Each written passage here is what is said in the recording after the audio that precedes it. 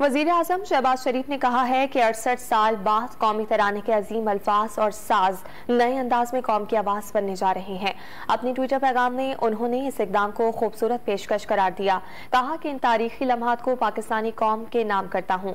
اس سلسلے میں انہوں نے وزارت اطلاعات، اسٹیئرنگ کمیٹی، ISPR سمیت پوری ٹیم کو شاباش پیش کی اور ساتھ ہی پاکستان زندہ باد کا نعرہ لگایا۔